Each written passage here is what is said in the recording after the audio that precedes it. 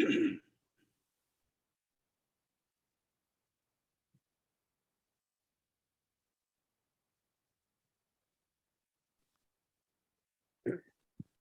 everyone. We'll go ahead and get started. Jai, thank you everybody for joining us for our very first Kutchi Culture Convos, an initiative that has just started and has been put together by Kutchi youth. And today we are very lucky to have Ram Uncle join us today. And he has been very, very involved and very enthusiastic and willing to help us get this initiative started. And we'll formally introduce him in just a minute. But for now, I just want to say thank you, everybody, for joining. And we'll let Nisha take it over for Nokar Mantra.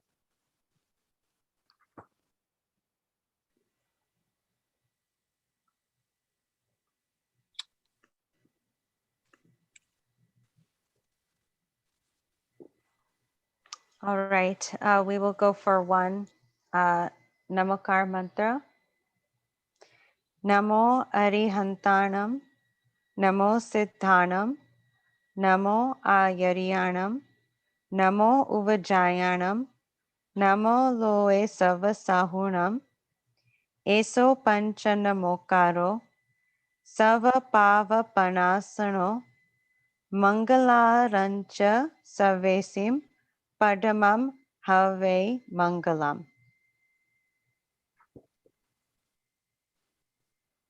Okay.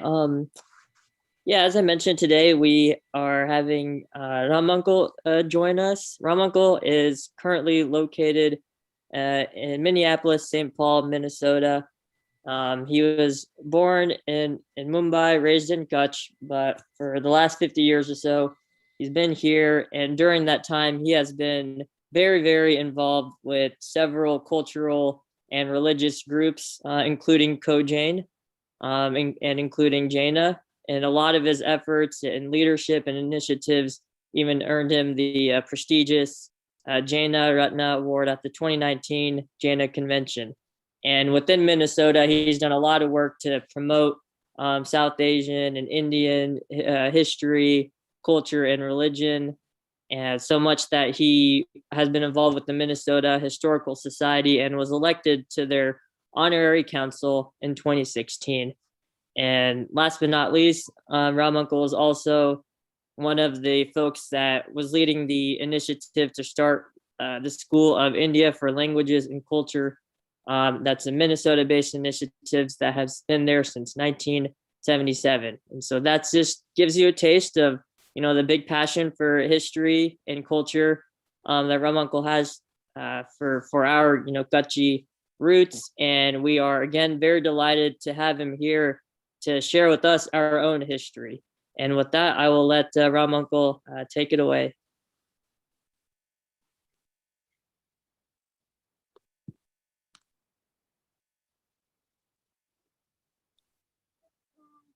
Thank you, Sunny.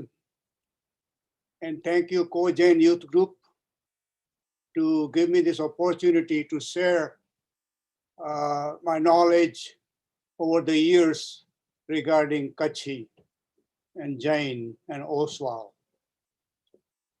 First thing, everyone, Jai Janendra, Pranam, Juar Juar. This is the Pranam, and Juar Juar is a Kutchi greetings when you meet everyone. So I will start out with Namot Siddhacharya Upadhyaya Sarvasadubhya Agnana Timiradanam Gnana Jana Salakaya Netram Unmilitam Ena Tasmai Sri Gurave Namaha Tasmai Sri Gurave Namaha. This evening's topic is Kutchi history and migration. And Ko-Jain, which stands for Kutchi Oswal Jain Association in North America. So those front three words are befitting to tonight's talk, which is Jain, Oswal, and Kachi. Jain, we all know about it. 24 Tirthankara started with Rishabdev, Adi Tirthankar. Then 22nd Tirthankar Neminath, and 23rd Tirthankar Parswanath, which is 972 BC. And of course, 24th Tirthankar Mahavir Swami, 599 to 527, who lived for 72 years. Then comes the Oswal. And we will talk about it because we are all Oswal. And we will look at the history of Oswals. But then we are Kachi. So let's start with Kachi. Kachi is the people who live in Kutch. The Kutch, can you show the map of Kutch, Nisa?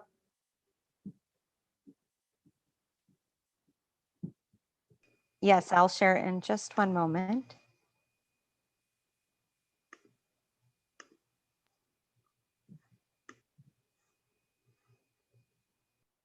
And as you see, the Kutch, the location, Kutch has an international border with Pakistan, also connected with Saurashtra and Gujarat. And at present, Kutch is a part of Gujarat. Also, this is a current history, but how did the Kutch name come from? The Kutch in a Gujarati or term is a kachoto or langot or shape of tortoise or kachbo. If you look at the shape of Kutch, it sounds like a kachbo. Or you can say the coastal line area. So that's where the word Kutch comes from. How old is Kutch? Kutch has been part of the prehistoric time or era of India. And most of the people know about Indus Valley civilization, which was only discovered probably 100 or 150 years ago, where most of the people knew about Harappan and Mohenjo-daro on the Indus River. Now that goes about 5000 BC, before Christ. We are now in 2021 AD, so just think about it, how far that timeline goes, and only we found out 150 or 200 years ago. But now, where does Kutch enter? In 1967, they found Dholavira, discovered Dholavira in Kutch, near Rapur and Bachau. And Dholavira is a part of the Indus Valley civilization. Prior to that, they had found Lothal in Gujarat. So these were 4 or 5 big centers of Indus Valley civilization. Due to the time limit, I would not go through the Dholavira, but you should visit, if you are visiting Kutch, Dholavira. They have found many things, how they lived over there, what kind of a culture they have, what kind of irrigation system they had, all those divisions. In original time, Kutch was an island. Can you show the other map, Lisa? You see the Kutch, the shape of like a tortoise, and you see on the top part is a great run of Kutch, and the sideways is a little run of Kutch, and then Gulf of Kutch and Arabian Sea on other sides. Now in old time, there was no so-called run or desert. It was a great lake or water coming from Indus River, eastern branch of Indus River. Kutch was the great port area where India's business was handled on the port Koteswar, which is on the western side near Lakhpat area. You see on the western side, there's a Lakhpat and there's a Koteswar. So many ships used to go take all the goods from India and export it to the Middle East, Africa, Persia, all those areas. And from there, it went to Europe and various other places. Now, how do we know that? Because there was a Chinese travelers in 4th century AD and 5th century AD, where he wrote very description how hustling, bustling the Koteswar port was. Also, he found 100 Buddhist temples and caves in Kutch. He visited Kutch. He talked about many, many things. So that's the Kutch was a predominant port until 1000 AD.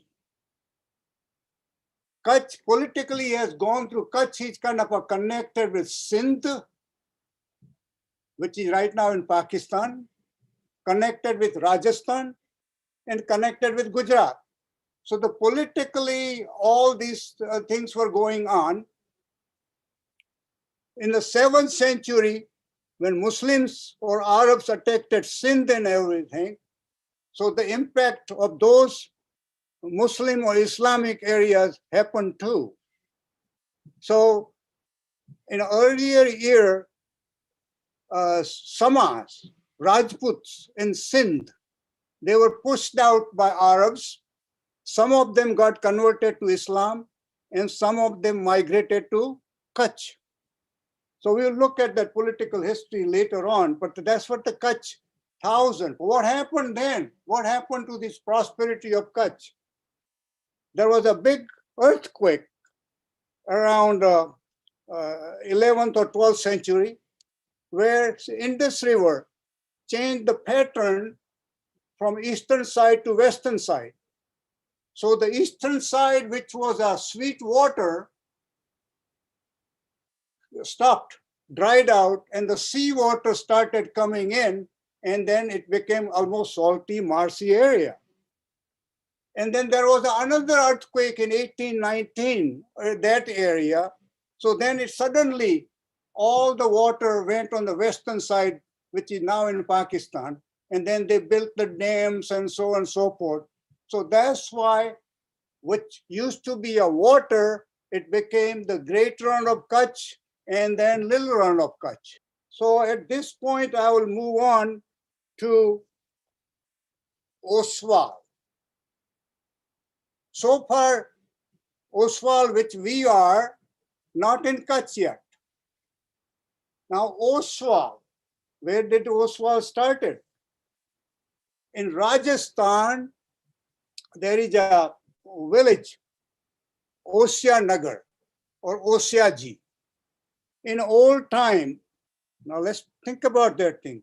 After Bhagwan Mahavir's Nirvan, 70 years after, which is 457 BC, there was a Ratnaprabha Suri, Jain Sadhu, converted many Kshatriyas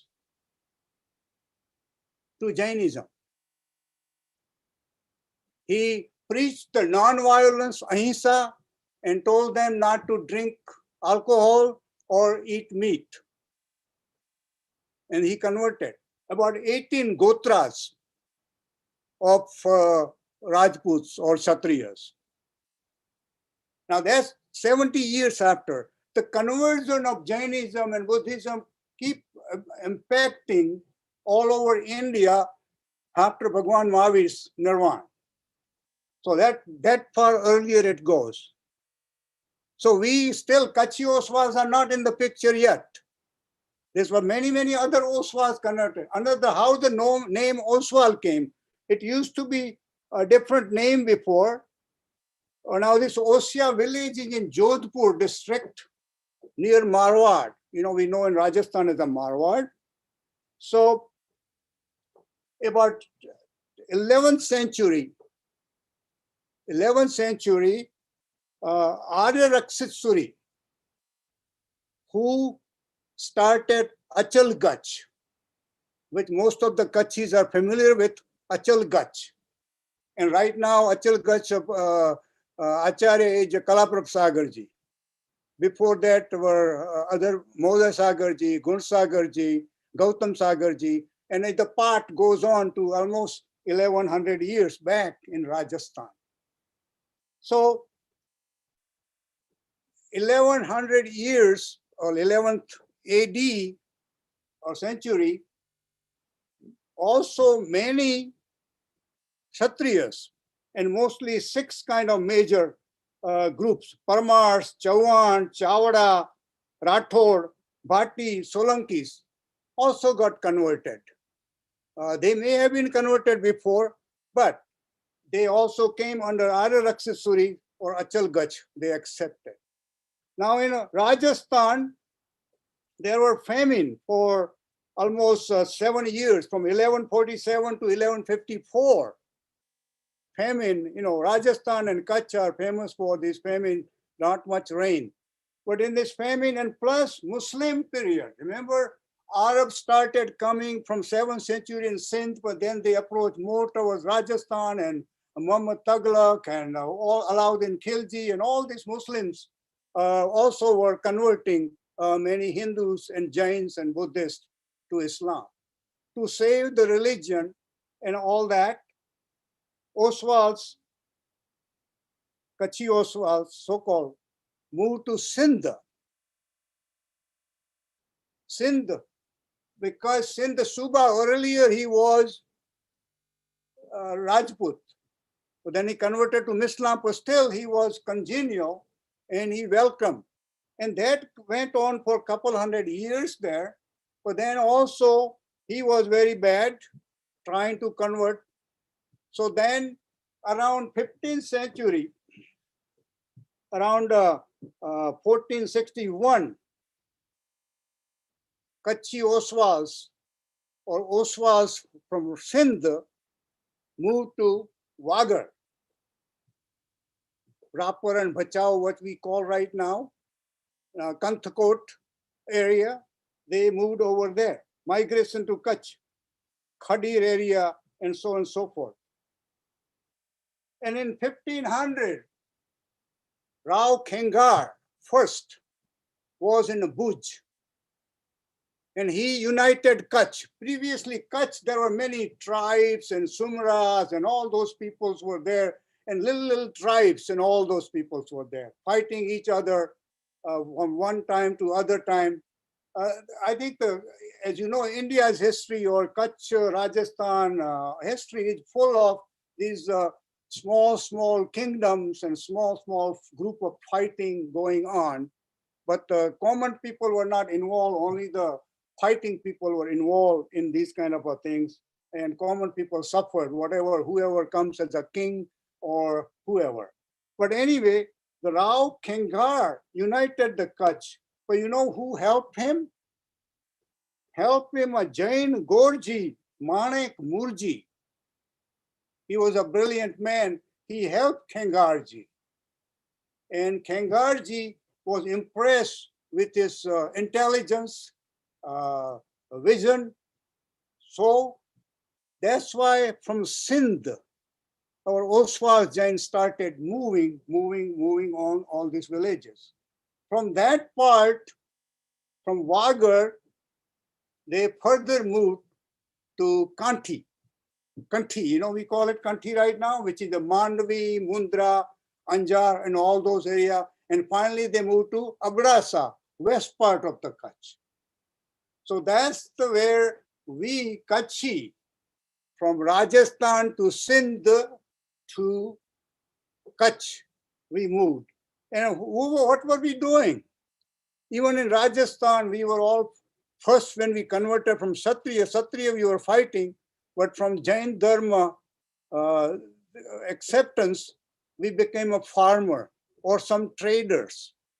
So in Kutch, we started farming too, right?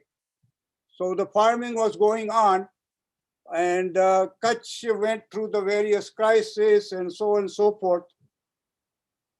How did Kutch Kangarji maintain the relationship and Kutch remain independent? That's very interesting. In a Delhi, Mughals around 1500s, 1600s, Akbar, Jahangir, Shah Jahan, all those people were doing it. Well, how did Kutch remain independent?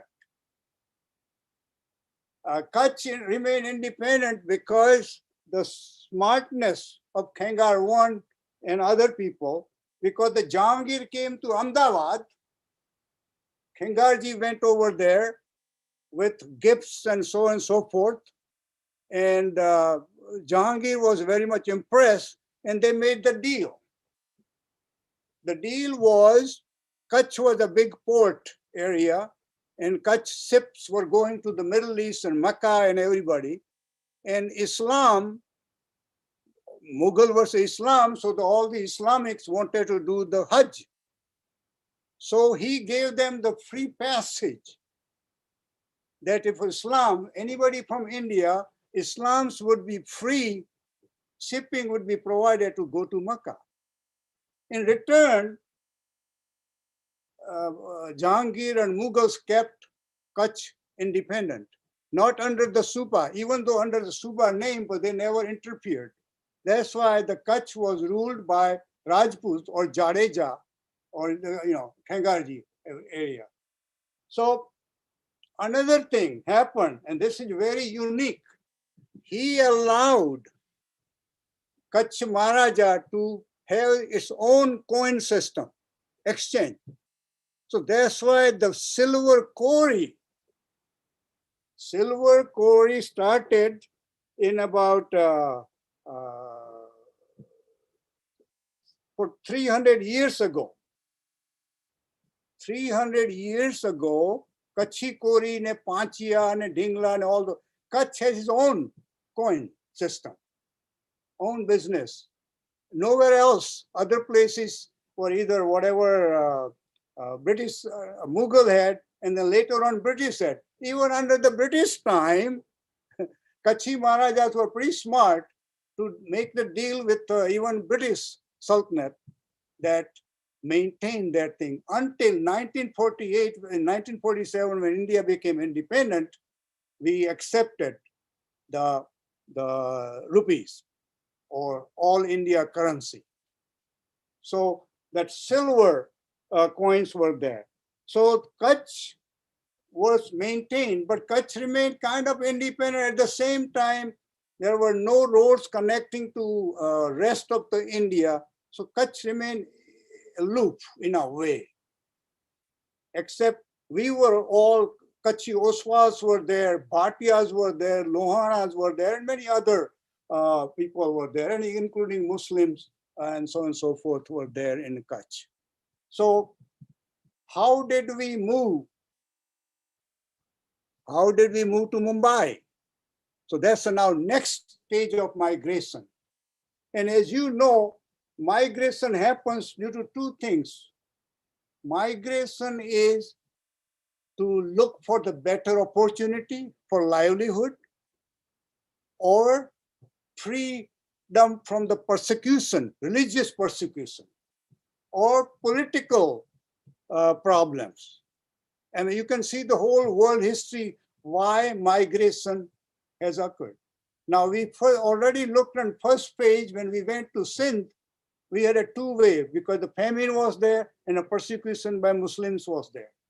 So that's migration there. We went from Sindh to Kutch or Wagar and Kutch due to, again, persecution and Muslim.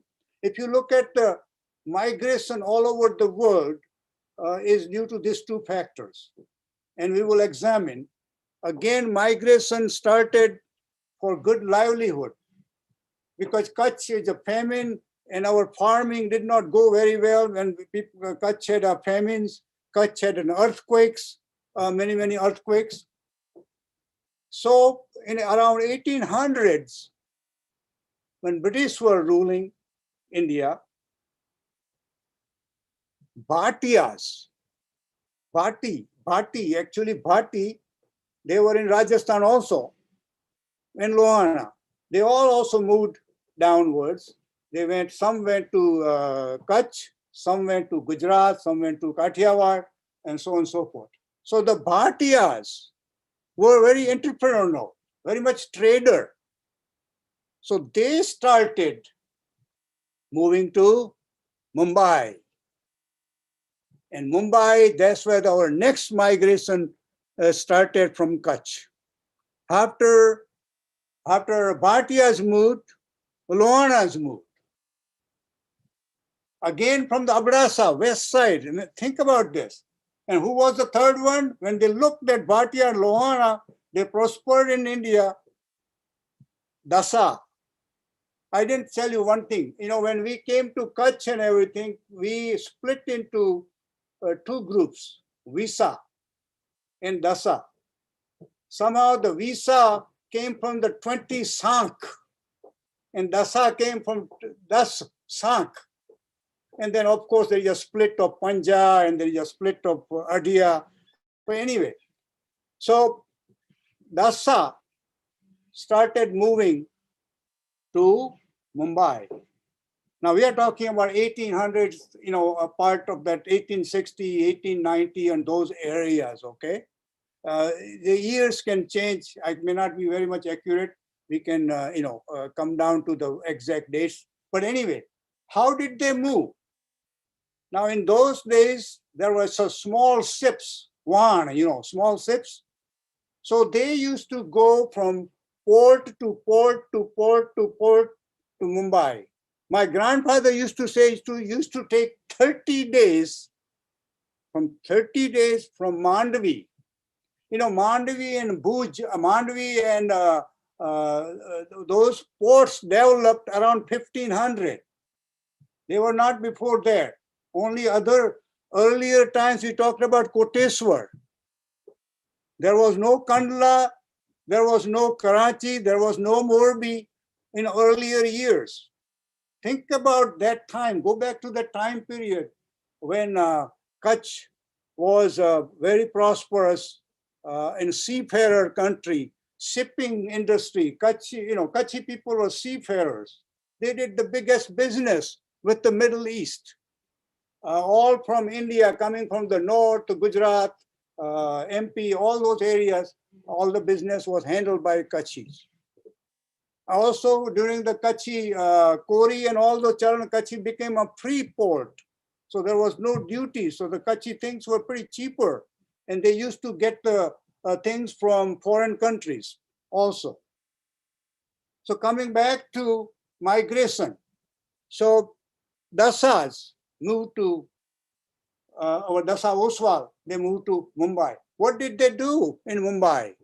At that time during the war, World War and everything, there was a cotton need very much for the British. So what they did, they went to the southern part and MP and various areas, Raichur and all these areas, all cities of Maharashtra, where they used to collect the cotton from, and they would bring by the cars to the ports and supply to the Britishers. And the British would take that cotton to England in their textile mills, and they ran the business.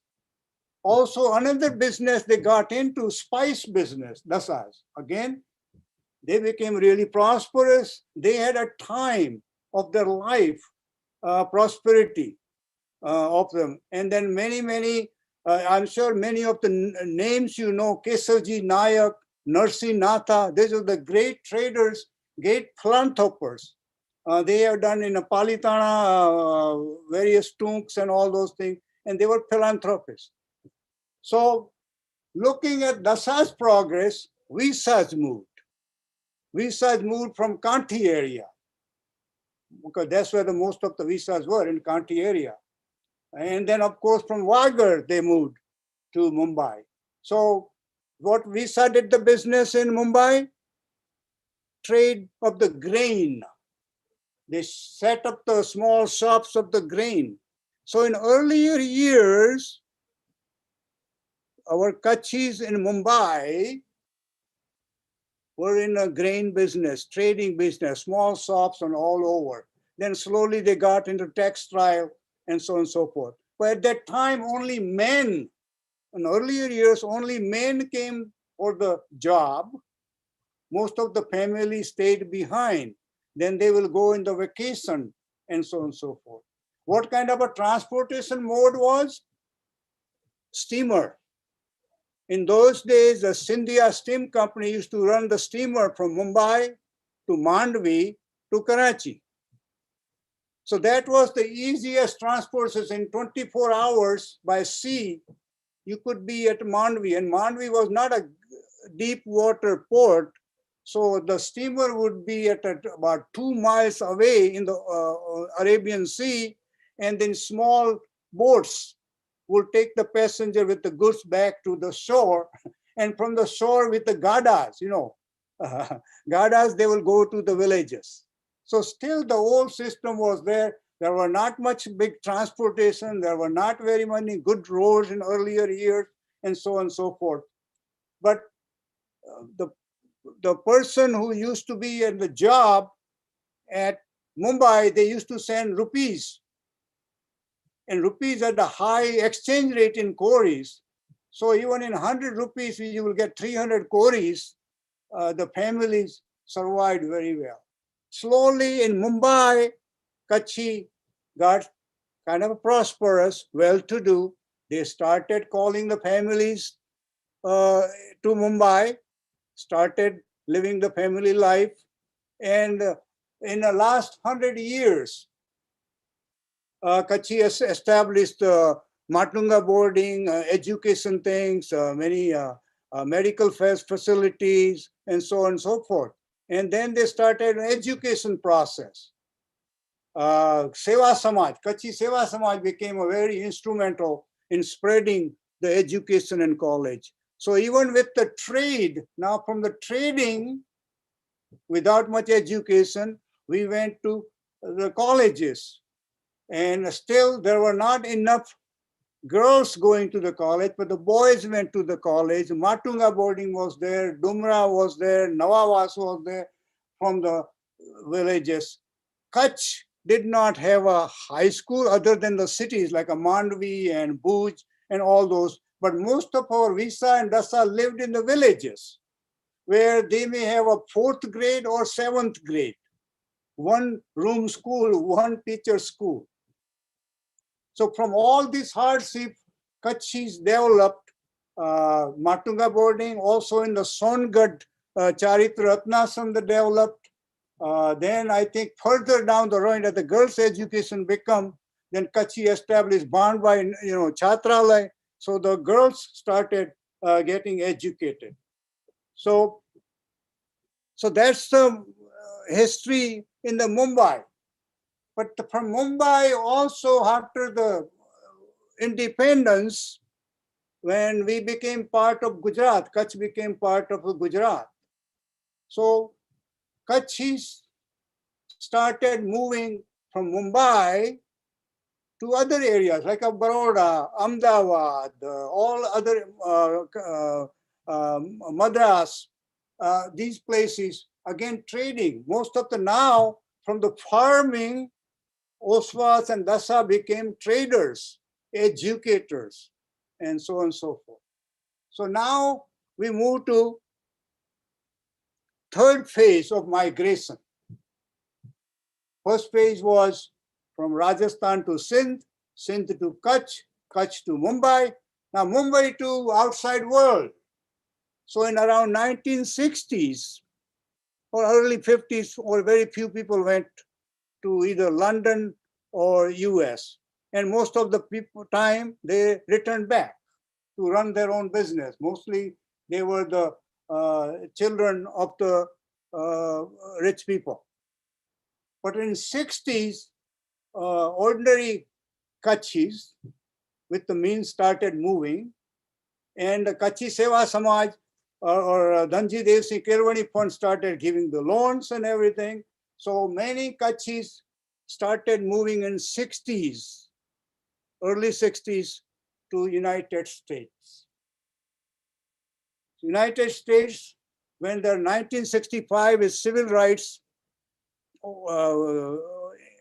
Act, many started moving. And now in US, Kachis are quite a few, 15,000 families, those numbers. So then we started our own, just like in Kutch. Remember in Kutch, every village has a margin. You know, when Oswal, when we converted to Oswal in Rajasthan, another word was given, Mahajan. We were called Mahajan. So we continued that process when we moved to Kutch. In every village, we will have Mahajan, we will have our Derasar, we will have our Sthanaks. Also, when we moved earlier, there were no Sthanakvasi because Sthanakvasi is only 1300 AD and something. So now in Kutch, we have Deravasi, Sthanakvasi, Terapanthi, particularly in Wagar, and those various religious sects. So also Mahajans, we had two people who were in Mumbai. They had a Mumbai Mahajan of that village, and in Kutch you will have Mahajan in the village, and then they used to support each other. Mostly Mumbai Mahajan will support the local Mahajan, and then they will do lots of activities. One thing Kachis have done in Kutch, they were very, very employment provider. Let me tell you something. Kachis, right now in Kutch, there is a population of 2 million people. We are only 1%. 1% are Jains. And out of that now, most of the Jains have moved to Mumbai. So in each villages, very few numbers, houses are open. But then we are smart. So we make that, we have not forgotten our motherland, Kutch. So we started establishing the Bhojan Salas, sanatoriums to live. So still we go, even though we don't have any relatives over there, but still we go. Most of the Kachis go to Kutch at least for a few days or something like that. So we have continued that process. Similarly here, we are living in United States, we visit India almost every year or every 2 years or 3 years. We definitely try to visit Kutch for a couple times. But the Kutchi, even though there is not much population, Kachis have started many philanthropic work.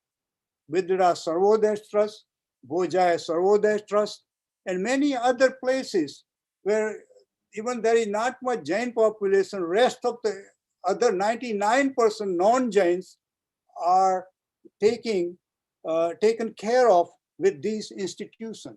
Even right now in COVID-19 area, Kachis, non-Kachis in Kutch are taken care of by Bhojaya Sarvodaya Trust, various things. The food we are providing, so on and so forth. So we have not forgotten the Kutch who gave us the support in earlier years, earlier centuries. So with that one, the Kutch today, let me give you some Kutch statistic. I already talked about the Kachis are 2 million according to 2011 census report. Out of that, only 1% are Kachis. How about the language wise? What do you think majority of the people talk in Kutch? You will say Kachi, right? No, Gujarati. You would wonder where Gujarati comes from. Gurjar Jains also moved to Kutch from Gujarat in earlier years. And they mostly stayed in the cities. Also this Karnabi, or so-called, they also speak Gujarati. So, okay. Then let's talk about Kachi. Still we call Kachi and we have Kachi Boli. That means we don't have, it's a dialect. We don't have a lipi or alphabet. You know what happened? We came from Sindh. That's where we picked up the Sindhi kind of a thing, and then Kachi. Sindhi, under Muslim impact, they accepted Arabian alphabet. But when we moved to Kutch and everything, Kutch had an impact of the Gujarat. So, and also the schools, when we started the Kutch opening schools, we all learned in Gujarati alphabet. And then, of course, our cultural heritage is with India. And so we accepted Gujarati. But Kachhi, Boli, still those who are Kachhi, they speak Kachhi. And those people who have gone outside, particularly Lohana, Khoja, Memon, they have gone outside Kutch. They all speak Kutchi in their homes. Kutchi is a simple Boli or language, even though it doesn't have alphabet. You know why? It's a minimalization use of the words. For example, ki ayo. In English, you would say, how are you? Well, here, ki ayo. Rain or varsad, mi ayo. So I think you should study the Kutchi Bhasa or Kutchi Boli. It's a very shortened version. Even look at the Kutch, ka, half it, cha, and cha. It's just that. Even the numbers, ba, two, be, ba, tre, cha, panj. Now, panj is used in Punjab, Rajasthan, every place. That's where the name Punjab comes from. The 5 rivers met together, Panj-ab. So the Kutchi Boli is such a sweet. Also, it varies from area to area. Wagad Kutchi could be different from Abdasa Kutchi to Kanti Kutchi. Bar Gawe, there is a saying, every 12 miles or Bar Gaw means 24 miles, the language changes, which happens every place in India too. So anyway, the way of saying everybody is a little bit different. So with that one, I think I will close. The Kutch is the largest district in India, in area, due to both runs, Motu run, and that's a large run, and small run. Also, Gujarat's area, 24% area of Gujarat is Kutch. Mostly marshy land, mostly famine land, but that's what the statistic is. Kutch has suffered lots of earthquakes. The Kutch history is connected with earthquakes and famines. And I think recently, as long as you know, 2001 earthquake destroyed almost Bhuj. But Kutch has come back from 2001 earthquake. Kutch is rising. Kutch is becoming prosperous. Kutch is becoming industrialized. Kutch.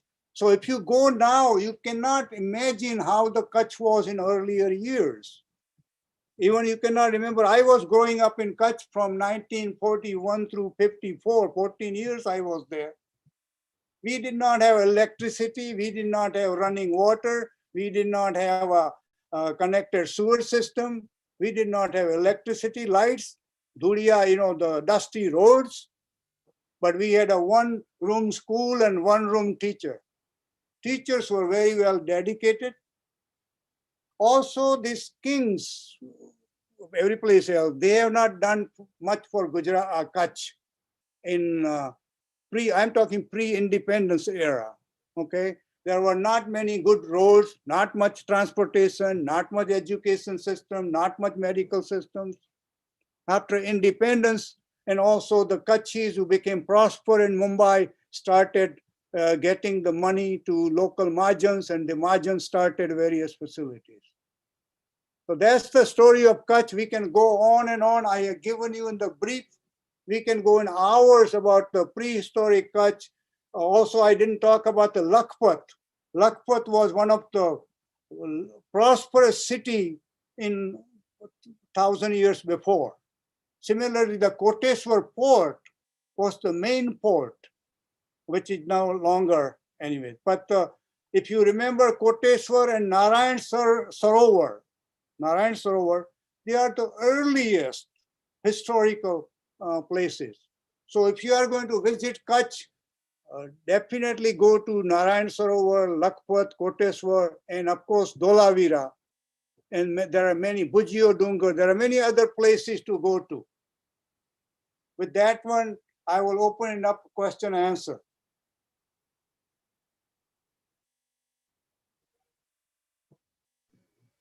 Thank you, Ram Uncle, for the enlightening discussion.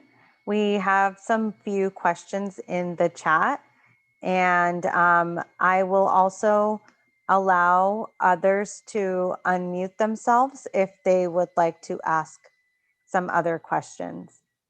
So the first question that I see here in the chat is from Narendra Uncle, and he is from Atlanta, Georgia. He asks, what about the story of King Oshiaji insulting Oswal before about 400 years and left overnight from Oshiaji and were given place in Vagar and Kutch by the king of Kutch, as it was an empty desert area. So we still go to Oshiaji for Ambe Ma darshan, but we don't drink water or eat food or stay overnight in Oshiaji. Good question. I don't know the last question. We don't stay, food and everything. By the way, I have been to Osiaji, and there is a Kul Devi, Sancha Mata, is also in Osiaji. We are Gada. So, and there are many people who go to Sancha Mata, and it's even in the thing. Oh, another thing I did not mention about the thing, many people from Osiaji or Rajasthan moved to either Sindh, Kathiawar, or Gujarat over the years. Okay, so and then they all had a Kul Devi, so they are also. Another connection which I have not mentioned is Jamnagar or Halai. Jamnagar, once upon a time, we had a great relationship with the Kutch Halai. So there are many Visa and Dasa in Halar, and we used to have a relationship of marriages. You know, daughters and sons used to get married. But then it became later, Jamnagar, Halai moved to Africa and they moved to England. And even another thing, and we have Bawan Betali, 52, 42 villages, it's called Bawan Betalis in Kutch, Kanthi area and Abdasa and Vagar.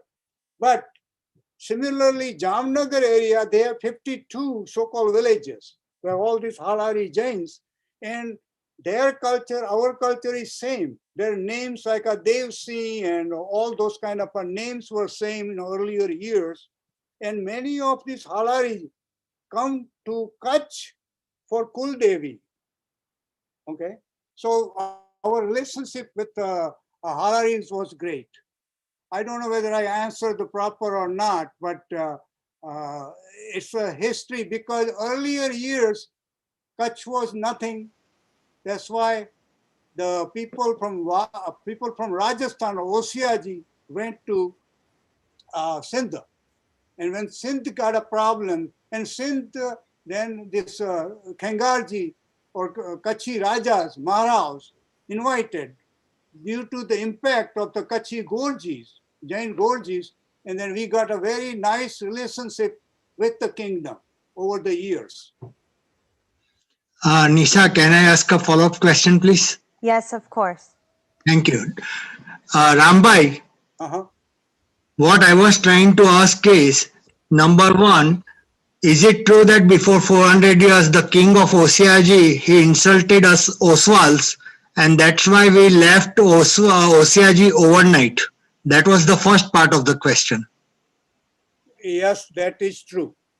Okay, second part of the question, because he insulted us, we decided that we can visit Osiaji for Kul Devi Darshan, but we will not drink water, eat food or stay overnight when we visit Osiaji. That was the second part of the question.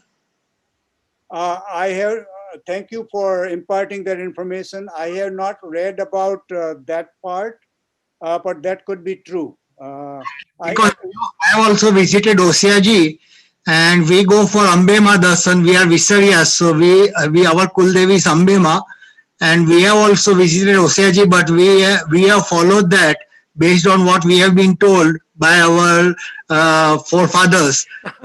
You cannot drink water, eat food, or stay overnight. So we stay overnight nearby a village or nearby city, something like that.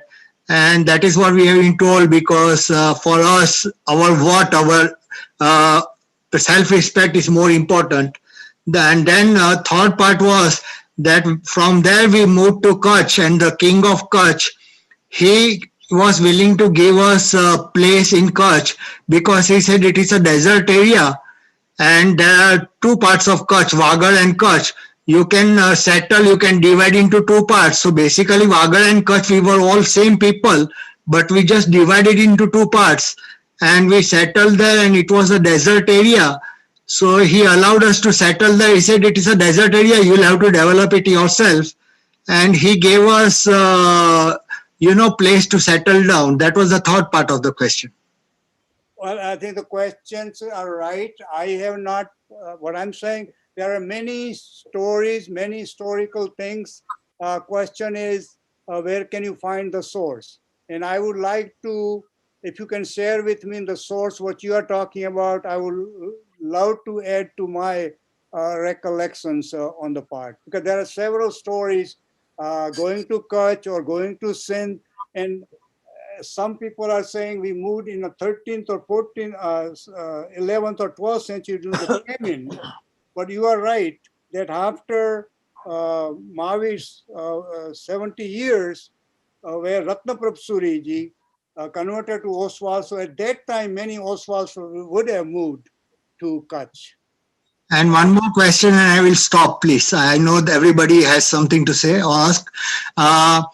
As far as my knowledge goes, everybody was Jain before, when Mahavir Swami was there. All the other religions, they came after that. Gautam Buddha was 6 years old when Mahavir Swami got Nirvan. So before that, everybody was Jain. I just wanted to add that to the collection, and this particular time cycle is a different time cycle. Otherwise, before that, all were Jains always. Before, after that, also all will be Jains only. In this particular time cycle, I am very much deep into Jain religion, and I'm very much active in social and Jainism also. So I just wanted to add to that all were Jains before that, and Jainism, all our Tirthankars were Kshatriya, all were kings. So Kshatriya, Jainism is basically Kshatriya. Now it has become Vaniya Dharma or Vepari Dharma. But basically we all Jains are originally Kshatriya. I just wanted to add that. Thank you so much, Rambhai, for excellent presentation. And I will stop my thing here. Thank you so much, Nisa and Rambhai and everybody. Thank you for your comments, but there could be some questionable on that one, but we can talk about later. Okay, other people who have questions, please go ahead. Please So keep short because we are running out of time. Yeah, okay. We are going to, I'm just going to allow Nitul Uncle to say a few words.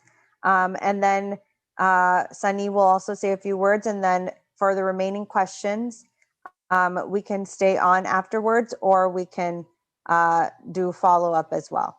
I think if anybody do not have any objection, I think we should extend this time if you don't have any objection, because people are asking the question, and it's our duty to answer the question if there is no problem with the timing. Of course. We'll have Nitul Uncle speak, and then Sunny will speak, and then we can keep going with the questions. Thank you. Hey, thank you, Nishas. Thank you so much. First of all, on behalf of Cogen, I would like to thank the Cogen youth people who have taken this excellent opportunity to come up with this idea of learning about the Kachi culture. Of course, you know, the hunger for these younger kids who have been here to understand how the Kachi migration happened is so beautiful that they are still wanting to learn about all of this. So really a great initiative led by Sunny Dharod, Nisha Daulat, Shilpa Daulat, Miloni Shah, and Deepal Nagra. Big round of applause to you guys for coming up with such a great session for all of us. Thank you so much. One other thing I want to do is just share some information about our COVID relief fund. I'm just going to give you some numbers. So far, we are en route for making $500,000, but we are still far away as such. We have so far collected around $230,000. And we are still getting more donations as we speak. We have many pledges people have made. We are still about to receive those funds.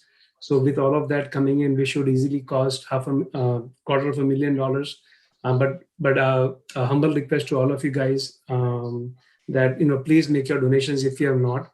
The 100% of your donation will be going to the families who are in need. There is no other mediators, or there's no fees that will be applied or anything that Kojin keeps as such. All the 100% of your money will directly reach to the family back home in India. So if you have for this more information, you can always reach out to any one of us or your regional directors. I've seen emails coming through as well.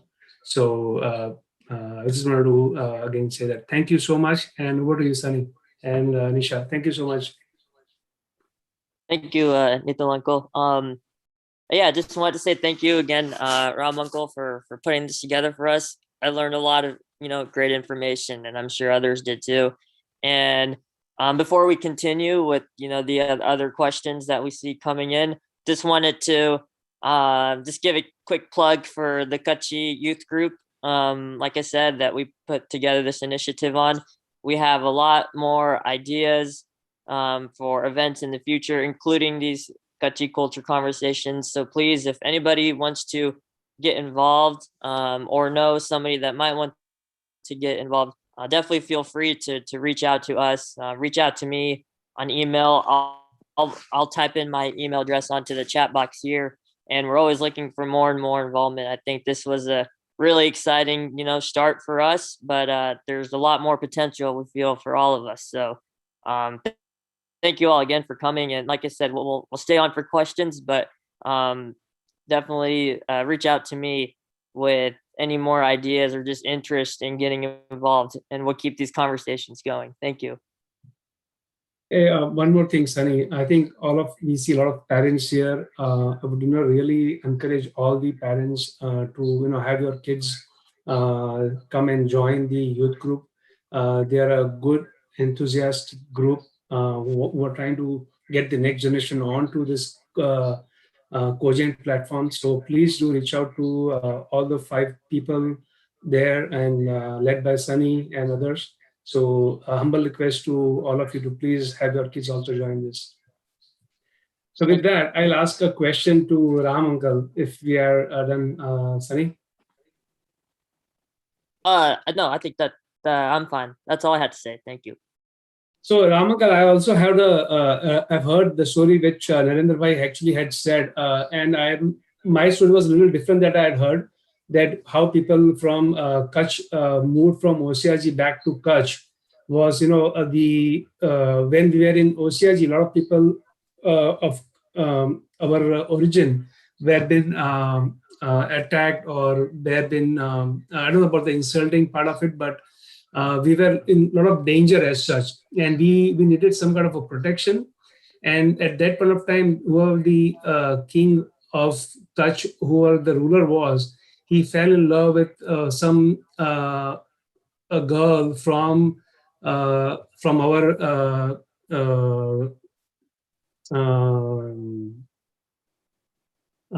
what do you call from our religion? Not religion, I would say. Oswal family.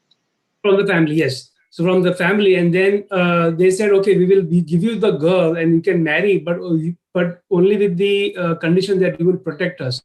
And that's when our people started to migrate. That is the story that I had heard about it. but I don't know if it's true or how. I don't have a story or a book to back up all of this, but this is what I've heard. So anything that you can lighten on this one, if you have any. Excuse me, there are many stories. Let me tell you, first thing from Rajasthan, or Bhatas, if you know, many of you probably know, they used to come to our villages and they will stay in the village and they will write the Vansavali, from our families. So it's like a, heritage book. Those Bhati lok used to come. Even they used to come to Bombay, but not anymore. And I like to find those Bhatas and get the history going back to so many years. But that's not possible right now. But I think Manilal Savla had the same question about curse and so on and so forth. So I have not read, sorry about it. I will do the research and maybe you can do the research about the not eating the food in Osiaji and also the insult by the king. I looked lots of done, but I have never read this kind of a thing. So I will look into it, whatever you have said those things, and maybe I can improve my library accordingly. There are so many stories by Bhatt and Charan and Ayer and all those people. Okay, so even the whole history, because we Indians never have kept the history. All this Indus Valley civilization and Koteswar, Lakpat, all these books, the history comes from either Chinese traveler who traveled to India and wrote that thing, or Greek travelers during the Sikandar's time. Even 325 BC, Sikandar attacked India, and then he went through the Kutch and went back to the sea. So we see some of the history from these Greek books, also some of the history from the Islamic people who wrote about Kutch. We have not kept the Indian history or Kutch history much, and we are finding from other sources. So I think it will be a good idea if we can collect. I know Manilal Savla is writing some further, and Naveen Dedhia has written something, and so on and so forth. So I think collectively, if a COGEN we can have a history team and we can prepare Kutchi Oswal history, not the Kutchi political history, because it's a long history and lots of fights. And I was under Dulerai Karani at Songat. Dulerai Karani, who has written Kutch no Kaladar Part 1 and 2. But I have great respect for Dulerai Karani because I was under him for 4 years in Songat Ashram. But all that Kutch Kaladar has political history about these Kachis and Rajputs and Sindhu and all the people. Not much about Visas or Dasas or so on and so forth. So I think if the COGEN can take up the project to develop, collect, and digitize the history of Oswals in Kutch, how we migrated and so on and so forth. Because there are so many stories going to Sindh and coming back, or going directly to Kutch and then went back. So I think it will be a good source for the future generations. I see here other question, I think Dorothy Beda. Hi, Dorothy. Ram, Uncle, there are some other questions that have come up earlier in the chat. So okay. We can go with those first, if that's okay? Please, go ahead. So Sital Savla asks about the migration of Kutchi people to Rangoon, Burma. Yes, and during the British time. I have not read, but I have many relatives and friends who have lived there in Rangoon and every place, So again, under the British, when we were under the British, again, we were the traders. So wherever we find the opportunity, we went there. And there are many Kachis have gone there, lived there, very luxurious life. They did a lot of business, but again, we had to come back. First during the World War II, when Japanese were attacking, so many Kachis came back, and they were all in rice mills, Akyab and all those areas, Rangoon, Akyab and those areas. But I don't have much detailed history. So this could be another part of our Kutchi history, where we have migrated outwards. Mhm. Great. Okay. Next Awesome. question. Next question is, This is Hasmukh. Hasmukh, I can uncle? add to that Rangoon thing if you want. Yes, Yeah. definitely. Yeah, go ahead. One thing, at that time, the Burma was part of British Empire. So we could travel to Burma without requiring any visa or any additional thing. So people traveled out of Mumbai to Burma also. That's all. Thank you. Also, let me add something more. While going to Burma, many Kachis settle in Calcutta because it's easier from going to Calcutta to Burma. So many Kachis are also in Calcutta too. Mhm. Good. The next question is from Bhavi and Kala. Who is the first Kachi that came to the USA and when? I written down a little bit. Let me tell you if I can find that thing. Meanwhile, why don't you get the question? I did write down the first Kachis in 50s who came. So let me look into and ask the other question. I have 5, 6 names who came in earlier years in 50s. So one is, I think, Ram.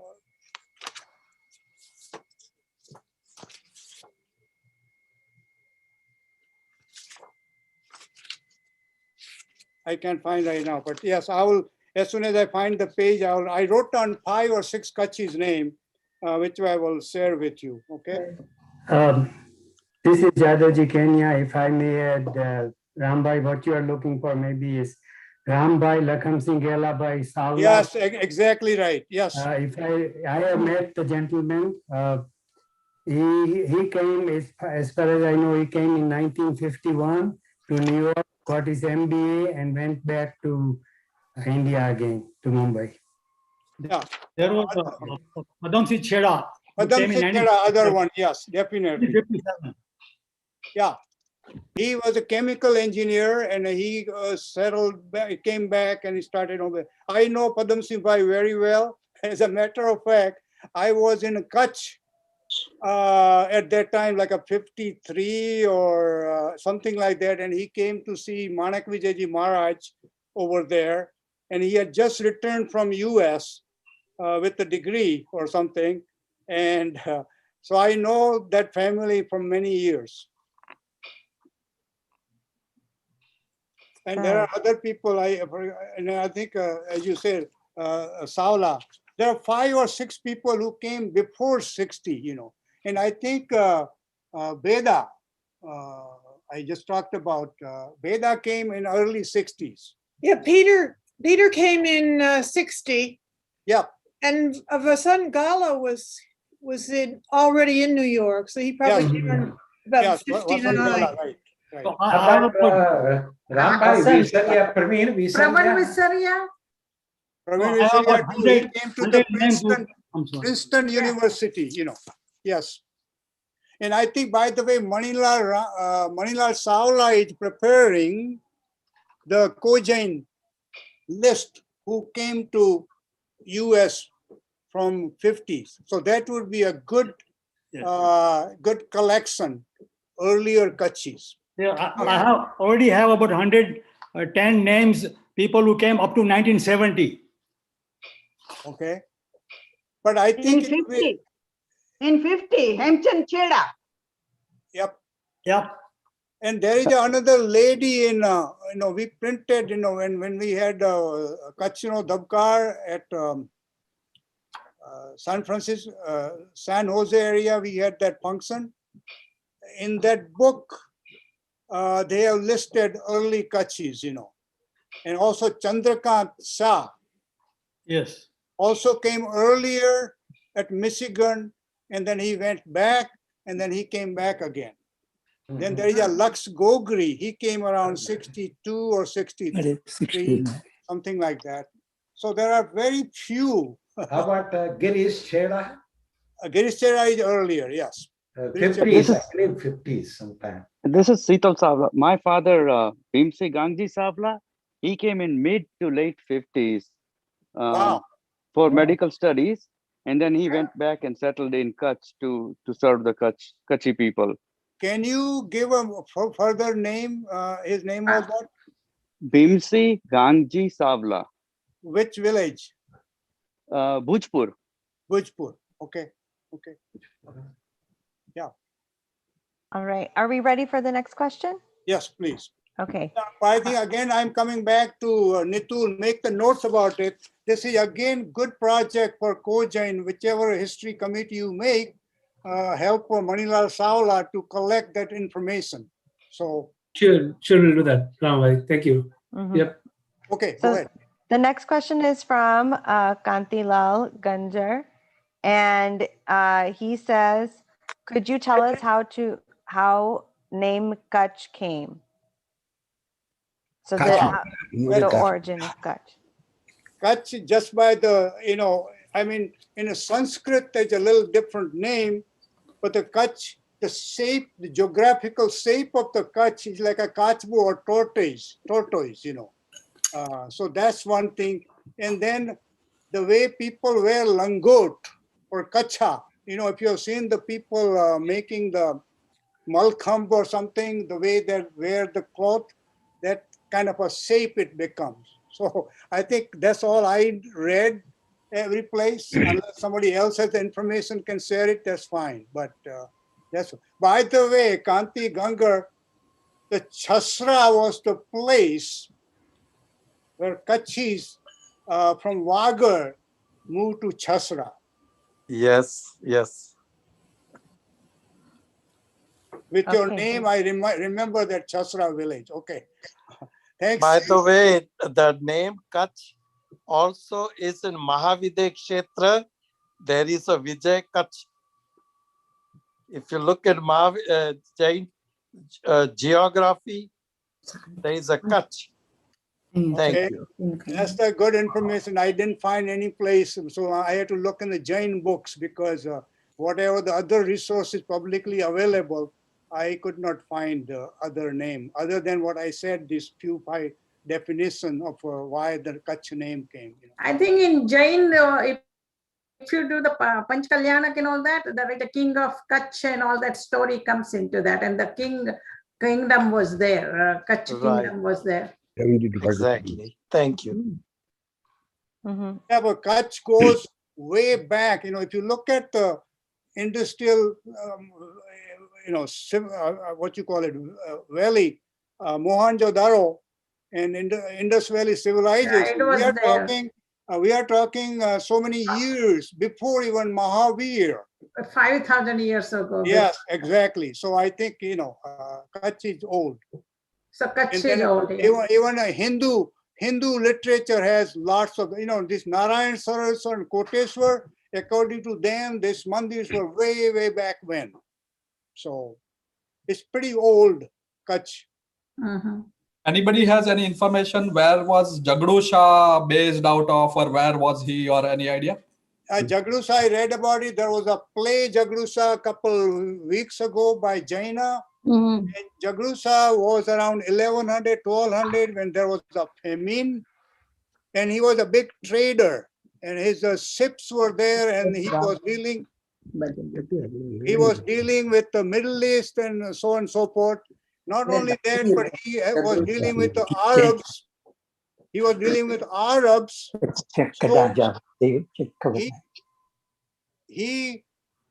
his guests were Muslims used to come. For them, he made the masjid so that his guests can do the namaz around the Badreswar area. So, but when the famine came, he opened up his granaries free, and not only for Kutch, Gujarat, Rajasthan, for his granary was sent many other places. And there is a record how many, there is a measurement. I don't understand that measurement anymore, but there was a measurement how many things were sent free to the people. And that's why His name is Jagdusha Datar. I mean, a big philanthropist. But Ramba, he was a Kutchi, basically Kutchi Jain. Is that right? Yes, Kachi Jain. Yes. Thank you. Okay. And another one, you know, if you're looking for the personality, there was another guy named Sundar Sodagar.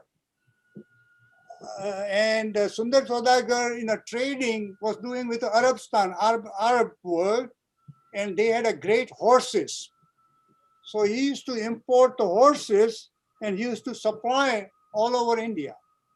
So again, through the ports of Kutch, this kind of a business was going on. Another thing, you know, if you talk about it, not Jain, but the Singh Malam, around 18th century or whatever, as a kid, he was lost. His ship was lost someplace in Africa, and the Dutch people picked him up. They got him in the Netherlands, and they brought him up. And he learned so many things in Netherlands, glass blowing, minakari, and gold, and glass blowing. He came back to Kutch, and King helped him, Lakho Raja, Mara Lakhoji. He thought this guy has a potential. He gave him all kinds of money and help, and he did so many things for Kutch. That's why Kutch is very famous for Minakari work, you know.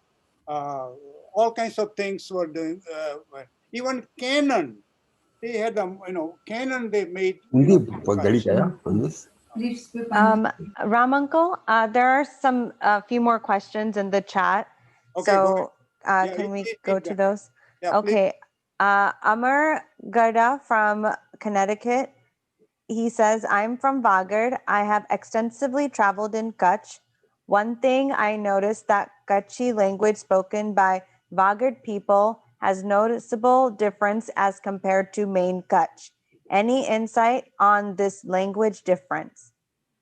As I already said, earlier years, language or boli changes every 12 months. I mean, actually, Kutchi term is bargao. It changes because the people who live in certain area, they talk certain way. As they moved on, some of the things keep changing. So let me tell you, Amargada, Wagad is the one. When you come to Kanthi is different. When you come to Abrasa is different. And then, now this is between Visa and Dasa. Then you go to Charan, Kanbi, and all other communities. There is also different terms and different bolis, you know, different words, something like that. And also effect of religion. The Muslims in Kutch will have a little bit different dialogue. Yeah. And this is true not only in Kutch, it's true in Gujarat, Saurashtra, every place. Now we are talking earlier times. Now everybody learns in schools, so we have uniformity. But still in a boli, still their local language dominates. Okay, Thank you. Next question. Harshal Dadia asks, are there books or documents that are there books that document this history that we can read? One thing you can do, Google, Wikipedia, and you can type different things, you can get different information. But I was impressed with this book, The Black Hills, Kutch in History and Legends. And this was prepared by L.F. Rusbrook Williams. He was a British officer, and he has written history and revised history. But now that's a political history. There is not much about Jains, not much about Oswals. But Jains, wherever they were involved in politics, is there.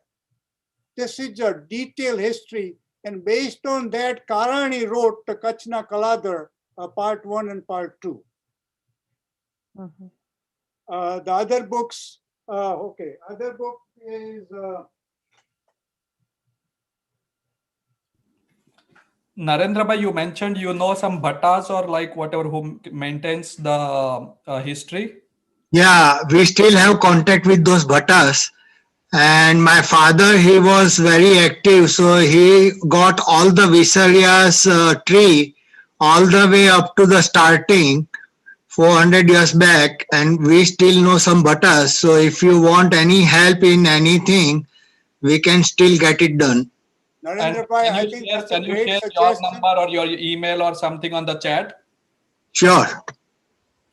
Yeah, that would be great, Narendra Bhai. I think if we can connect with the Bhatas, they would be great source. Because I know when I was growing up in Kutch, Bhatas used to come and stayed our home and a whole village. They would be almost for 15 days.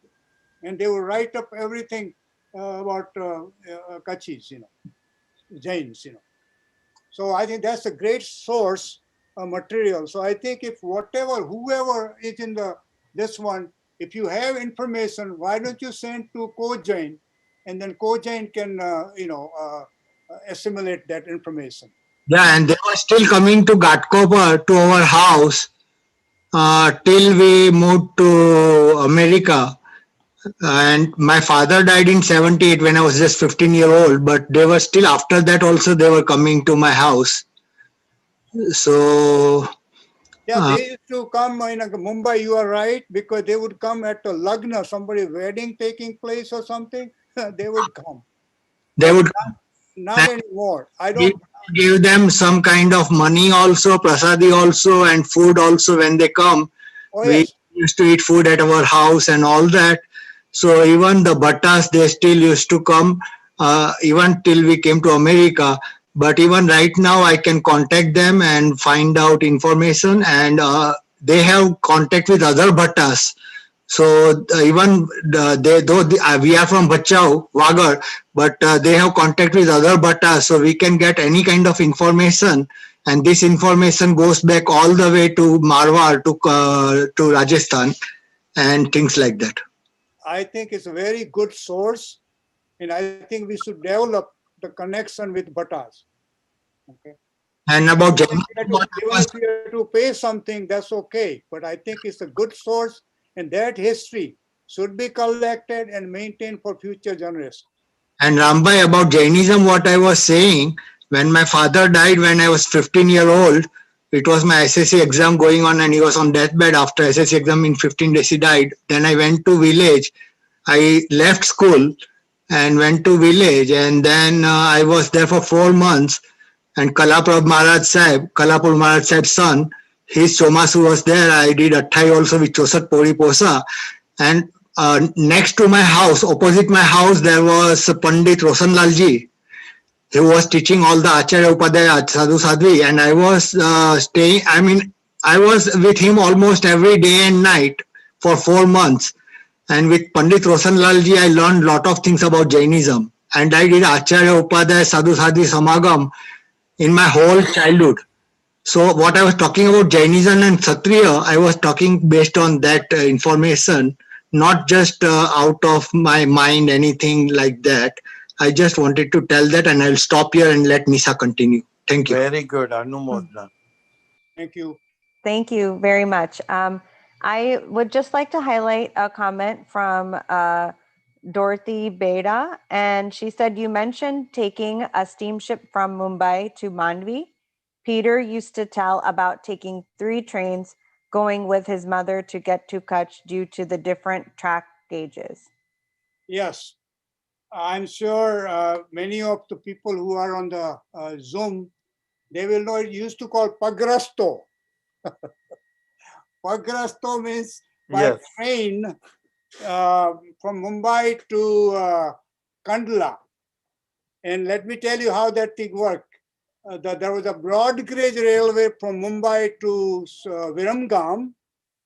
And then you change the train from Viramgam to Navalakhi, which is a middle meter gauge train. Then from Navalakhi, you take a steamboat or steam launch to Kandla. To Kandla. And then Kandla, you go to Bhuj or Mandvi or whatever means you have to have. Kutch did not have a good connection directly train. Just after independence, we have a direct train to Kutch Bhuj now. but it wasn't there in earlier days. And most of the people who live in Abhyasa and Mundra, Mandvi, they will go by steamer. Only people from probably Wagad and that area, they may go by Pagrasta. Sometimes that steamer used to run only once a week. Sindhia Steam Company used to run that in less than 24 hours. And I remember I went first time in 1954 from Bara to Mandvi to Mumbai. You know what the fare was? 16 rupees. 16 rupees was fare to, and there was not a special bench or, you know, there was a big open space where you all have your own bed and you take your bhata or nasta with you, so on and so forth. There were no hotels or nothing in this year. Yeah, and Exactly. remember the names Sabarmati and Saraswati. There were two Right. states. Yes, Sabarmati and Saraswati. Yes. But this another thing, Pagrasta, earlier in India, this all Rajas had this custom duty. So if you are coming from Mumbai, and when you change that Viramgam, they will look at your stuff, what you are taking, and they will tax you sometime. So it was a Pagrasta, they used to call in Kachi hala khai, very difficult. By the way, somebody had a question about Kachi Boli. In Kutch, we have right now Dr. Visan Nagada. He's an expert in Kachi language, and I'm sure he has written many, many things.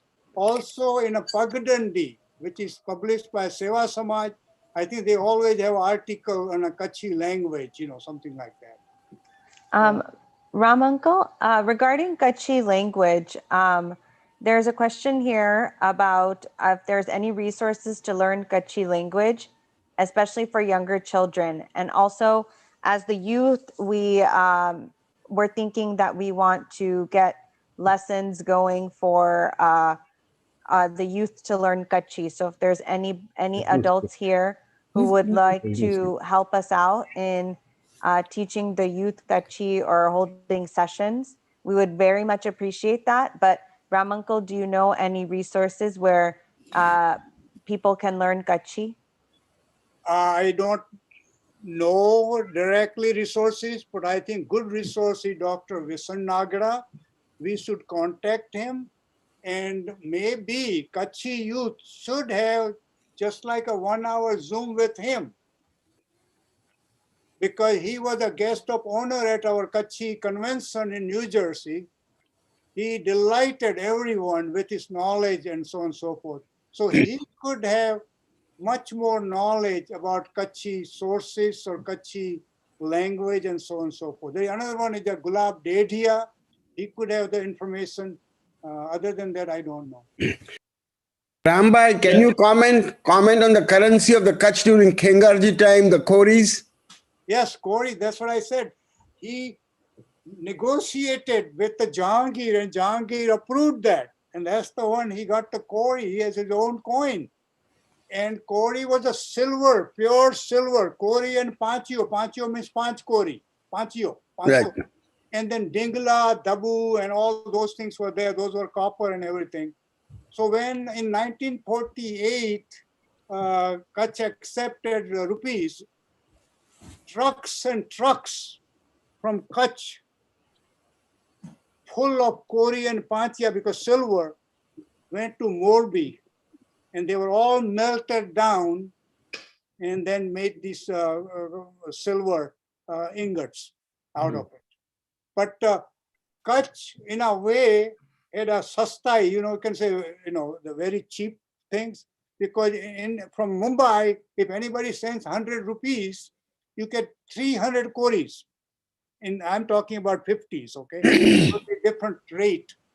You can get, and person can live very cheaply in Kutch, because many of the places did not have many so-called modern facilities to spend the money. Even some of the cities, some of the villages did not have a shop. So our Mitra Mandal, Kachi Mahajan, used to run the so-called shop. where they will get some things from Mandvi and they will distribute. In those days also there was a rationing. So people used to get that. And that was very useful. I remember in the famine time in Kutch in 50s sometime, lots of wheats came from Canada and Australia, and then came makai, the maize, corn, and in Kutch, makai was the main staple at that time. Everything was made from makai. Rambhai, how was the relation with Khengarji, Rao Sahib Khengarji with British Empire when they exchanged the authority of the British Empire over Kutch? It was very cordial. See, this is the one nice thing about that. Kutchi Raja or Khengars, even they did good with the Mughals, the same way they did with the British. Very good relations, And also the British thought the Kutch is a small place, there is no really anything, so they let it stay independent. So Kutch remained independent due to the wisdom of this Maharajas. Right. Yep. I There have was some always British guy there, British officer always in every city, right. that thing. And we used to give some money to them. But otherwise, Kutch was independent, Maharaj completely ruled. And another thing, if you remember, all the thing, in Kutch, even Vijay Raj, in order to have a unity, he divided the so-called Pargana. He gave it to the Bhayats. There were 12 Bhayats and there were some Kachi people. So he made kind of a peace by giving the villages to those people. So they used to run that thing. Another thing, Kutch, when I was growing up, there was no police protection. In our village, there was no post office. He used to come from the Bhayat on the pony, on a horse. And then guy used to deliver, the Tapali used to deliver the post in Kutch, So it's Kutch, I tell you, where I grew up, it was so backward, you won't believe it. I think the people who are living, the youth here in generation, you will not believe how we have lived in Kutch. It is Kutch like in 1920s or 1910, how people used to live in US. They used to go to outdoor, things like that. And in Kutch, there was no sanitary system. We used to do called jungle, outdoor. And for ladies, there are margins made the separate places, protected places, where ladies used to go to the common place. Water, they used to go to Talao, Talawadi. And also there were kuas, wells, for sweet waters. At every corner of the village, so depending upon where is it a shorter distance, the ladies would go and get the water. Great. Yes, thank you for that information. Moving forward into the questions, Bhavani Gada asks, any history on how all the last names, Gada, Savla, and others came into existence? No, I don't. Only information I do have is the six major groups in Osiaji, or Rajasthan, were the Parmars, Chauhans, Chadwa, Chavara, Rathod, Bhati, and Solankis. And there were many other, 84 total different groups. So where these names come from, I do not have. Maybe these Bhatas can give some information to us. But let me tell you about my village, Bada. We have every village have nowadays the book, history book. The Bada came around 1500 or something. The first person in the Bada was some Gala, around 1550 or something like that. And then came some Gada. So in Bada, most of the time there are Gadas and Galas in the village, So I have no idea about how the Nook, we call it Nook, how they came about, Kutchi Nook, out of the Kshatriya, how developed, I don't know. Yes. Yes. Also, I see a question here from Shantilal Uncle. Kutchi community, not necessarily Jains, have been very adventurous through sea routes in the past. Do you have any comments about that? Oh yes, that was the Kutch. The specialty of Kutch was these guys were seafarers. Way back from Kutchi Indus Valley civilization. The Koteshwar was a big port. This guy from China, Haiyan, came and he wrote about that he observed the ships were loading, ships were unloading the goods from Middle East. So Kutch was connection with Arab world in Africa and so on and so forth. That's where the civilization moved to those areas from India. We are talking way back when. So even up to 1000, up to 1000 AD, Kutch was a very good port due to Indus River because the water was that thing. And if you look at the Indus Valley civilization, the whole area, the Indus Valley area was connection with the outside world. Mesopotamia, Babylonia, all the ships used to go there. Shipbuilding was a big trade in Kachis. And those earlier years, they were all so-called Kachi or Rajput, so-called. And then afterwards, the Muslims, either they got converted or whatever, they become Kharwa, we call them Kharwa. And in near Mandvi, when Mandvi developed around 1500 port, there's a Salaya village next to Mandvi. They all are Muslim completely, and they are all sailors. And they have gone outdoor. And that's why this Kutchi, Dasa, Bhatia, Lohana, when they moved to Mumbai, these sailors took the ships port to port to port, and they used to reach in 30 days, roughly. That's why my grandfather used to say that, 30 days. And he has traveled in one of the ships reaching to Mumbai in those days. So yes, Kutch is known for the sailors. They were imaginative. Even in British time, some Britishers had such a faith, they took the ship from whichever port, I don't know, but they took to the England all the way. So they had that much confidence in these sailors, seafarers, without any extra modern instruments or anything. They looked at the weather and the sky and everything, and they did all that work. Great, awesome. So now I think Bharti auntie has the currency, Kutchi currency, and so I'm going to add her her pin here so she can show the currency. So this one, Jai Janendra, everyone, I'm just so excited to share this with you all. This one says Raja Maharaj Pragmal Ji, who just passed away a couple days ago. So it has his name on this.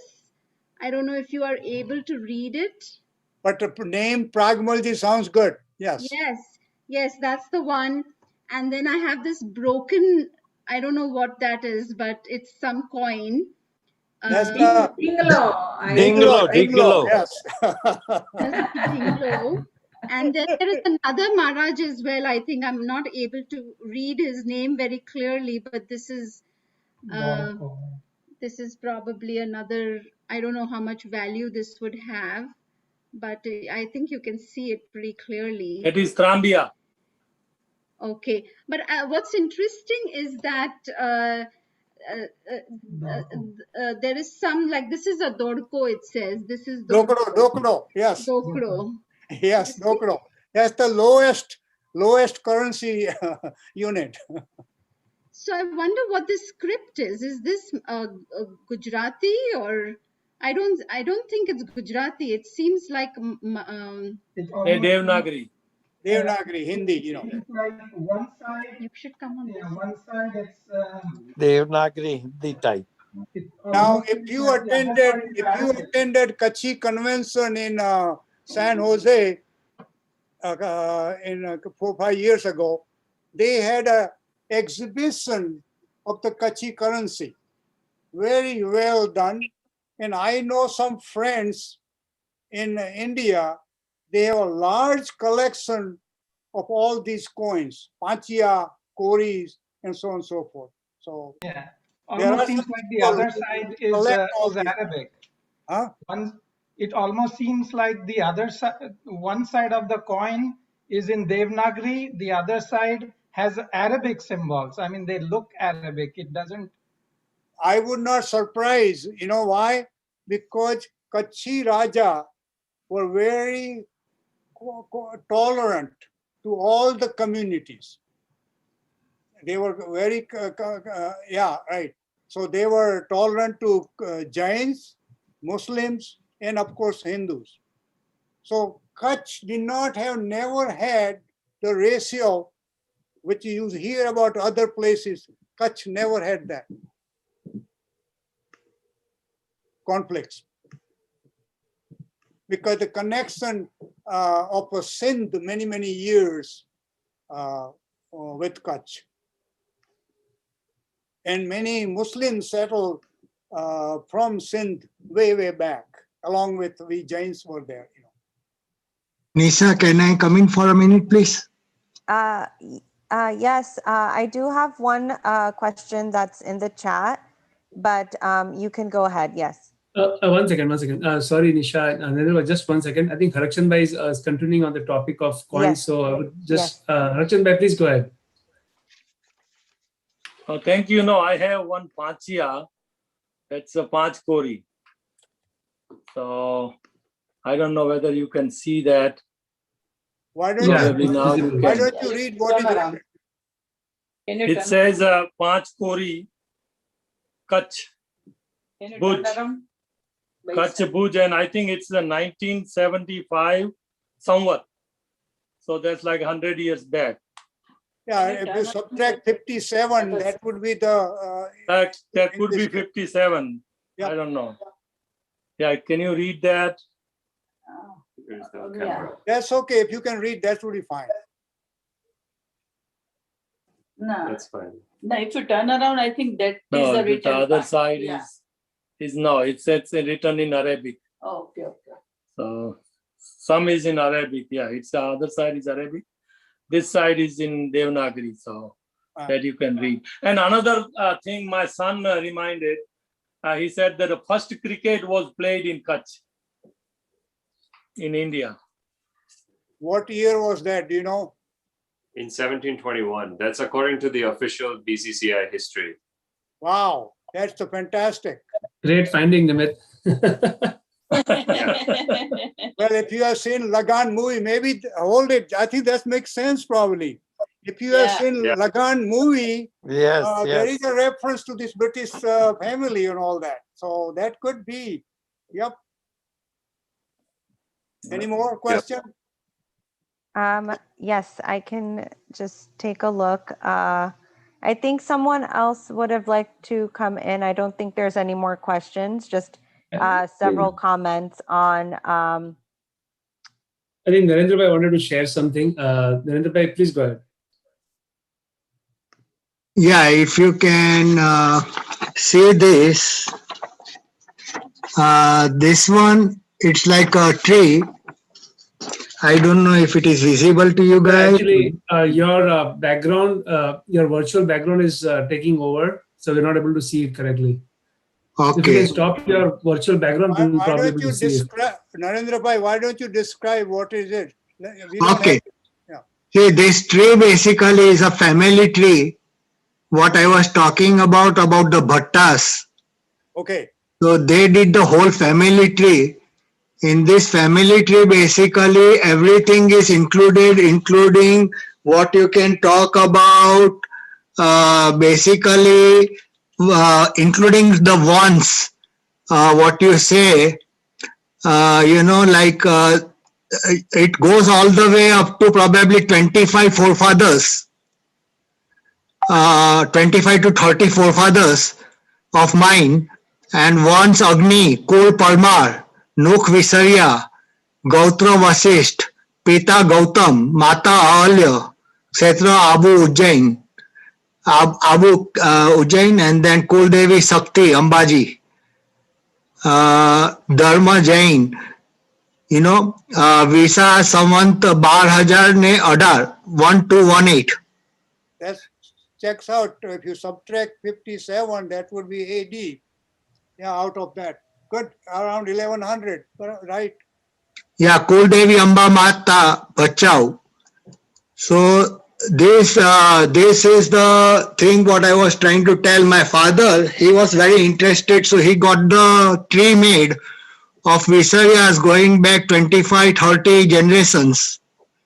This is what I was just trying to say, and I was trying to show, but what Nitul Bhai said is right, that because of the background, this is not coming up, but I was just trying to show that this kind of whole tree is there going back 25, 30 generations. If you want to share You with can Koj, discontinue they can. your virtual background, then everybody will able to see it.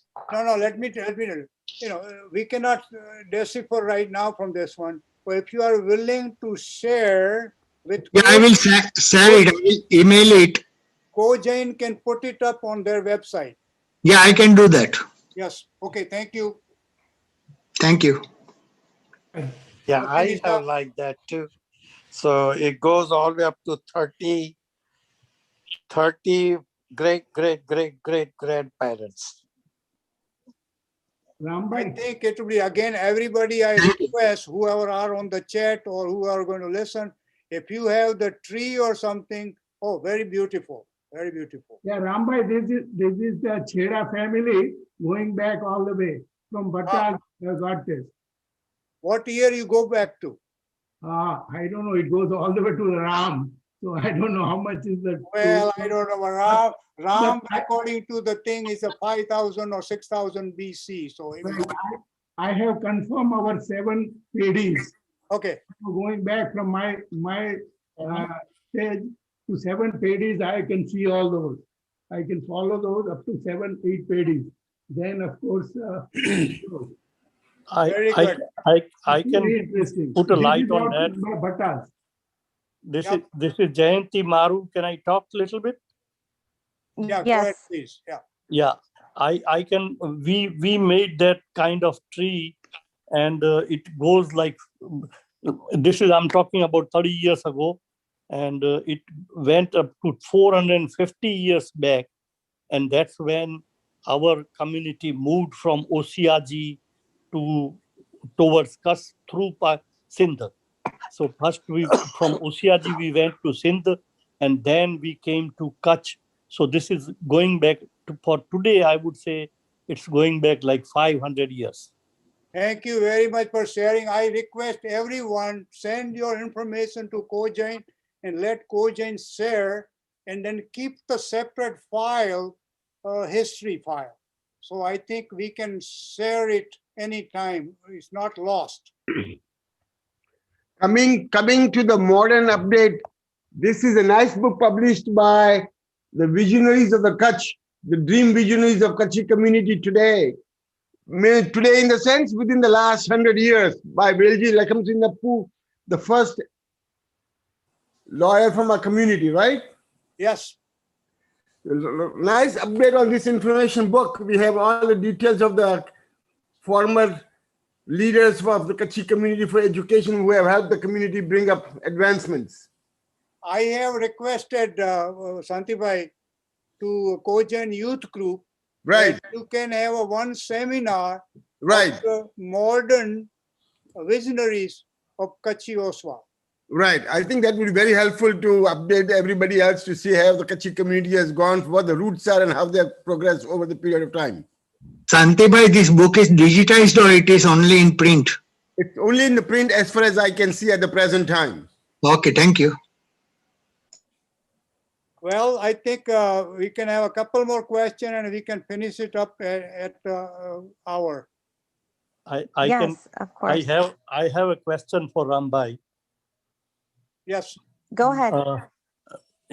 I believe in 1961 or somewhere around there, Khimji Bhujpuria wrote some Kachi history in Kachi community Vasti Patrak or something like that. Do you have any information on that? We had one copy, remember? We have one copy in India, but I'm asking Rambai if he has. Khimji Bhujpuria has written so much Kachi history where going back till Rome, we are from Rome. That's what Khimji Bhujpuria was telling in that.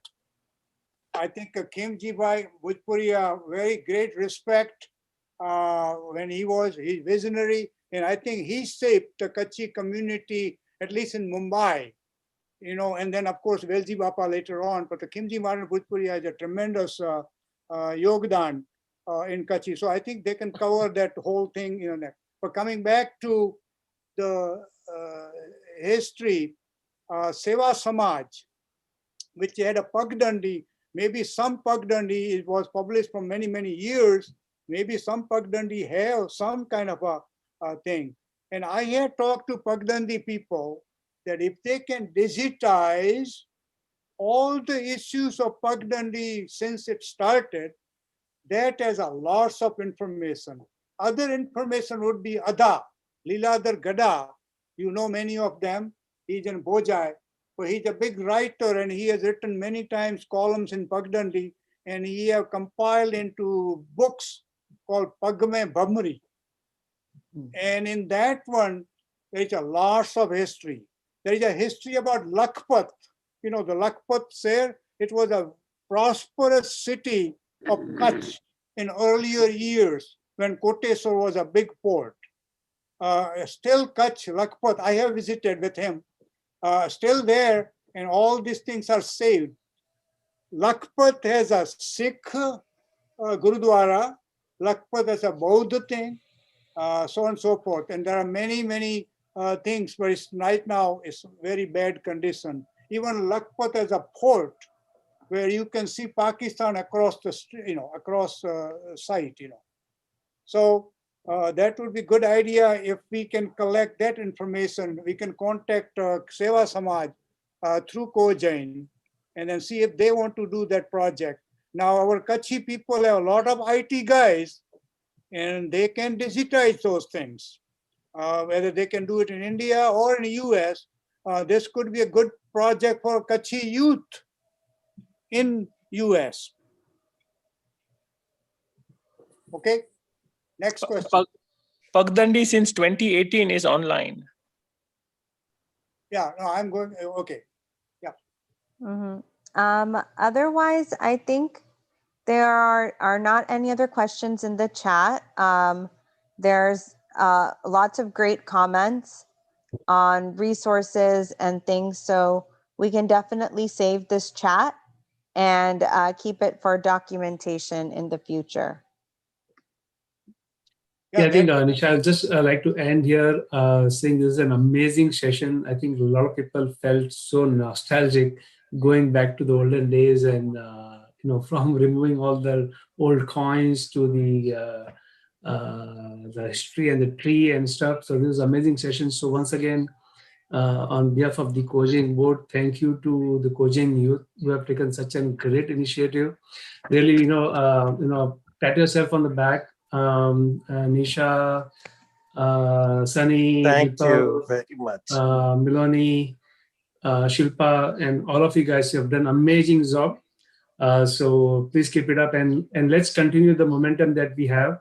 And also, like we said, all the parents here, if you have your teenagers, please have them join the youth group. And Nisha and Sunny, why don't you share your email so that how they can get in touch with you? Please go ahead. Yes, of course. I will put my email here. I think Sunny has also shared it, but please do feel free to contact us. We are looking to grow our initiatives more. We're looking to get more youth involved. We really want to ensure that our Kachi culture stays alive. And if there's anybody who would like to join us, youth or adults included, we would love your support.